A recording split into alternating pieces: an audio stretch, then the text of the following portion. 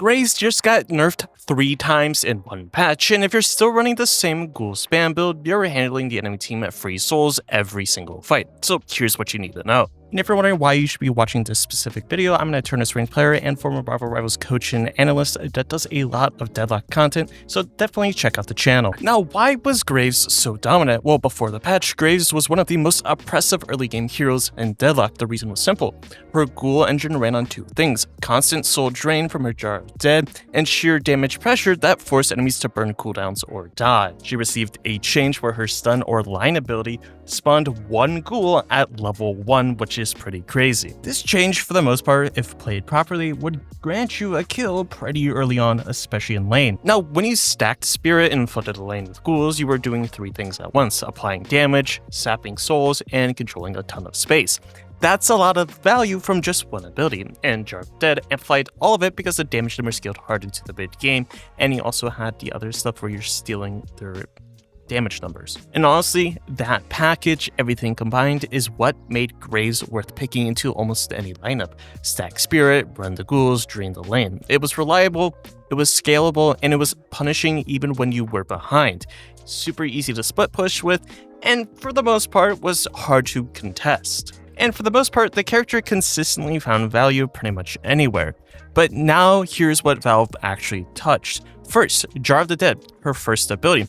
Base damage dropped from 20 to 17. 3 damage, not that big of a deal in a lot of terms, but still is a decent change. That 3 points or 3 damage numbers is pretty significant. The bigger caveat is that the spirit scaling was dropped from 0.31 to 0.27. Now, that sounds small, but it really isn't. At 300 spirit, a pretty normal mid-game number, you're looking at roughly 18 less damage per pulse, or per attack, depending on how you want to word it. Again, you're looking at around 18 less damage, if my math is correct. But stack that across a full ghoul wave and you're losing significant pressure per rotation, so this can be a major factor. The next 2 changes greatly affect how ghouls work and operate. So ghouls base damage were nerfed 15% across the board. This one hits harder than the jar nerf because it affects every interaction, every stage of the game, and not just spirit builds, because the ghouls are pretty significant. They do a decent amount of damage, and especially in the early stages of the game, when you have that tier 1 ability, or leveled up, it does quite a lot of damage, so those are some things to factor in. Now, I think the big thing that a lot of players are sleeping on, and just in general, is the ghoul bounty. It increased from 25 plus 1 per minute to 35 plus 2 per minute. That means enemies farming your ghouls are getting meaningfully more souls for doing it. You're not just dealing less damage, you're actively funneling the enemy team every time your ghouls die in a bad position. That's why placing your tombstone and just paying attention to where certain things are going is super crucial now. Now, despite what this says, people might mistakenly identify it as, oh, it's whatever, it doesn't really matter that much.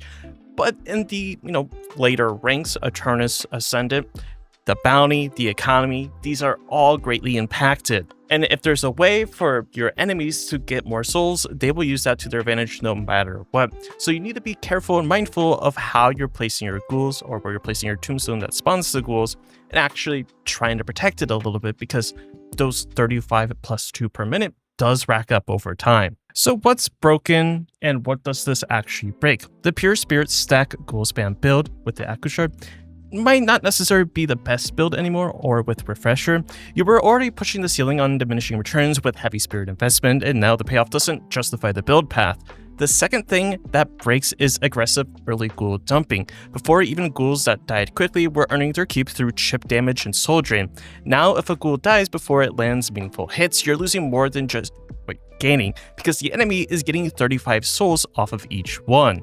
Now, stop for a second, because what this actually means is that Graves' ghoul placement just becomes one of the, more skillful or more idea-driven theories. And you might be thinking, how does placing ghouls, how is that skillful? How does that have a higher skill mechanic now?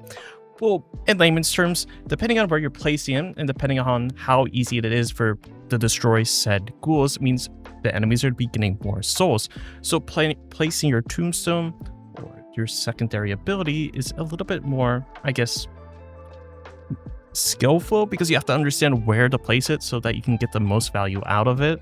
At least now, instead of just placing your tombstone and walking away, you're going to actually have to pay attention to where your tombstone is and not necessarily just letting it be on its own. So trying to stand by it so that the enemies are not getting free farm. So with the old graves, you would flood ghouls, let the engine run, but the new graves, you want to deploy ghouls only when they're going to live long enough to actually do something impactful for yourself. Otherwise, you're just feeding them more souls, like I've been saying. And like I said, if you like this type of content or want to see more, definitely hit that like button, definitely subscribe. Really and truly does help me out. I'm sorry to double plug, but it's just a YouTuber thing. Now, for the most part, here's what you want to be looking to do. The first adjustment, in my honest opinion, is you might want to start leaning a little bit more into gun earlier than what you would typically do.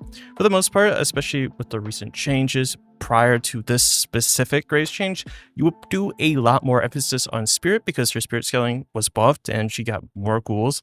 But because of the recent nerfs of the 31st, leaning more towards a gun hybrid is probably more what you want to be looking for. Things like, rusted barrel, especially if you're playing against, ranged DPS or ranged characters, then maybe like a kinetic dash or something of that sort. A second thing to look at is because your jar of dead skulls got nerfed in terms of damage yet again, you want to be looking more to use that as a tool to finish off enemies that are about 1 HP or super low. You want it to use it sort of like a distraction tool, something that the enemies are not necessarily going to be aware of when you're just in the middle of a fight fighting them up close. If you're closer to them and you manage to jump on top of them and then throw the jar of skulls or jar of dead, whatever it's called, it's usually a better outcome, mainly because you are going to be doing less damage overall with the jar of the dead, so this is something to keep in mind. Another big thing is the bounty change, again with the ghouls. So your ghouls, they drop more souls for the enemies, so using them in certain areas, trying to look for certain positions where you can get the maximum amount of value from them is definitely the best chance. Looking to try to put the ghoul behind said player with the wall ability is usually your best bet, because if you place it, in front of them where they can see, them shredding it down just gets them to said item a lot quicker. So understanding where you should be looking to place the ghouls is definitely a good idea. I think another big thing is that the build that survives this patch is a gun hybrid with spirit secondary. You're still wanting to get your spirit spike, but you might want to lean more towards the gun spike a little bit earlier than some other builds. Basically, any comp where Graves is providing some sort of utility positioning rather than just pure damage pressure, her displacement and space control kit is untouched, and that's probably the identity of this character now. More like a control mage rather than, just pure aggression and pure damage. I think a big thing to look at is how do you exploit said character if you're playing against a Graves. So if you're the other side of this matchup, here's how to punish it.